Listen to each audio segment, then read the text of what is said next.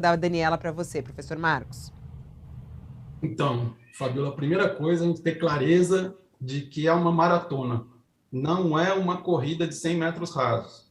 O que o Bolsonaro fez no 7 de setembro foi ligar a contagem regressiva do golpe, que ele tem de dar até o final do próximo ano. Portanto, nós temos que nos preparar para uma maratona até o final de 2022. E essa maratona envolve uma eleição no raciocínio do Bolsonaro, mas a eleição não é o central para ele, porque ele não é um democrata, tá certo?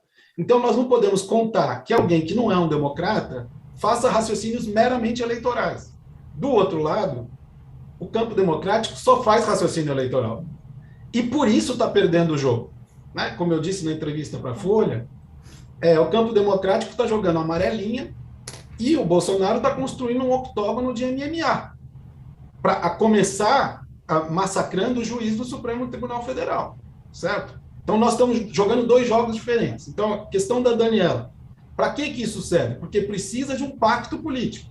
Vocês mencionaram, né, tanto a Lili quanto a Daniela, as bandeiras, que eu falei que todo mundo deveria ter a sua bandeira atrás da faixa da democracia. Quando eu disse bandeira, eu estava querendo dizer uma coisa propositiva, não negativa contra os outros, porque isso faz parte do novo pacto. Ou seja, o Pacto Democrático Brasileiro foi rompido nos últimos 5 anos.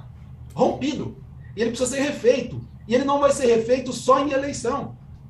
Ele tem que ser feito em negociações entre as forças políticas com a sociedade, para que se possa fazer um pacto que é político, não é partidário, não é eleitoral, mas tem um efeito eleitoral, que é o que a Daniela mencionou. Quem quer que passe para o segundo turno contra o Bolsonaro receberá o apoio de todas as demais forças, seja qual for a candidatura que passar. Esse não é um acordo eleitoral, é um acordo político que tem um efeito eleitoral, tá certo? Então, a gente precisa ter clareza de que é longo. Eles podem fazer a provocação que quiserem, que a manifestação foi pequena, etc., que aguardem. Tá certo? O campo democrático vai se organizar. E vai se organizar para mostrar que é muito maior, muito mais forte. Tá? Por que isso é importante? Daniela mencionou o impeachment. Por que a bandeira do impeachment é importante? Porque para que aconteça o impeachment, você tem que conseguir, primeiro, reduzir essa base de apoio do Bolsonaro dos 25% atuais. Primeira coisa. Segundo, tende a haver uma rejeição organizada ao governo dele de algo acima de 75%. São condições para o impeachment. O que é interessante é o seguinte, claro que a primeira bandeira, o primeiro objetivo é o impeachment. Se ele não for possível, essa mesma organização que foi feita para o impeachment, ela serve para derrotar Bolsonaro eleitoralmente. E, derrotando Bolsonaro eleitoralmente, essa grande organização é suficiente para impedir um golpe. Porque não existe golpe dado contra 75% da população rejeitando um golpe. Sabe? Então, são 3 frentes que são organizadas de uma única maneira. E é esse grande pacto que eu acho que nós temos que fazer. Lília, você acredita nesse pacto? Acha que é importante esse pacto e que ele pode ser construído?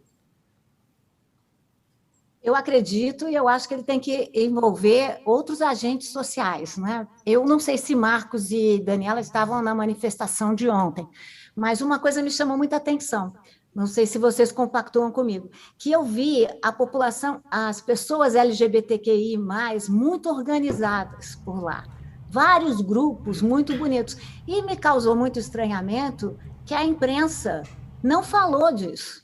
Então, eu também quero entender o papel da imprensa, sabe, Fabíola? Porque eu acho que tem uma questão interessante agora. Primeiro, nós vivemos nessa era dos fake news, certo? Nós sabemos muito bem que o grupo bolsonarista, pode ser o grupo de raiz, sobretudo, mas não lê as mesmas notícias que nós lemos. Nós também não temos como costume ir passar por lá para saber o que está acontecendo.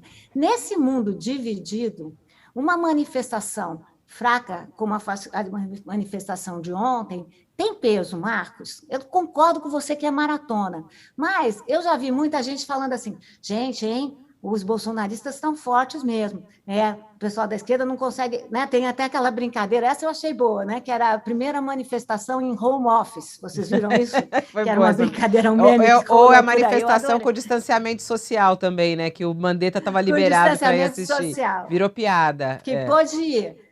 E, claramente, o que aconteceu foi também uma apropriação, ou seja, o que o MBL pode ter dito o que quis dizer, mas depois, na hora, enfim, chamou para o seu campo, chamou para o seu jogo. Então, eu acho que a gente tem que ficar trabalhando com esse tempo largo que Marcos falou, mas tem que ficar de olho. Também queria chamar a atenção para vocês, um pouco assim, pensando no argumento que Daniela falou, que a manifestação do 7 de setembro foi precedida por uma série de motociatas de Bolsonaro, nem todas com grande sucesso. No entanto, a imprensa bolsonarista sabe muito mais elevar, né, as ações do grupo do que, eu diria, a imprensa que, de alguma maneira, se vincula com o campo democrático.